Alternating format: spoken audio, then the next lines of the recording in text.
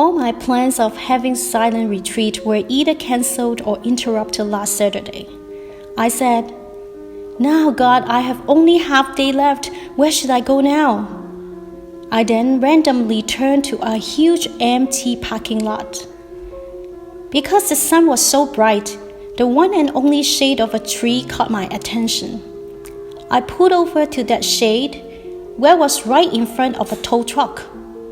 But then I realized a man was sitting in the truck. I immediately pulled away. There I started enjoying God in my BSF questions while gazing at the beautiful cornfield. Everything was so perfect. However, a voice whispered, "Do you care about the man in that tow truck?" I said, "What?" "But I'm doing something very important, my homework." The voice said, "You have had enough Bible studying. Now go for Bible doing."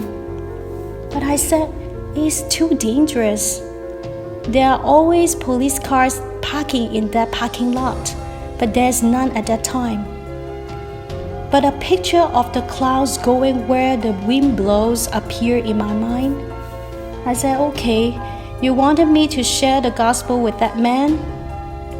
So I started handwriting the gospel on my notebook, thinking in case the man rejects me, I can still give him my notebook. But it took me a long time to write out the gospel scriptures. I was thinking maybe before I finish off all my writing, he will be gone already. However, every time I peeked at my side mirror, he's still there. As I was writing, one police car came, then the second one. At last, I prayed, "God, I'm so scared." When I was about to go, the voice challenged me, "Before you go, are you going and doing it out of love?" Oh Lord, please help me to do it with love. Now, Holy Spirit, please go with me. When I went over to that truck, the young man was lying down. I said, "Hi, sorry, did I wake you up? I was reading my Bible over there in my van. I wanted to come over to share Jesus with you." He said, "I really appreciate you have such courage to come over and tell me about this. It isn't easy. The response could have gone either way." He said with a deep thought, "I know it's God because I've been thinking of going back to church." He looked very burdened. My heart was melted by God. I said, "Yeah, we all need encouragement."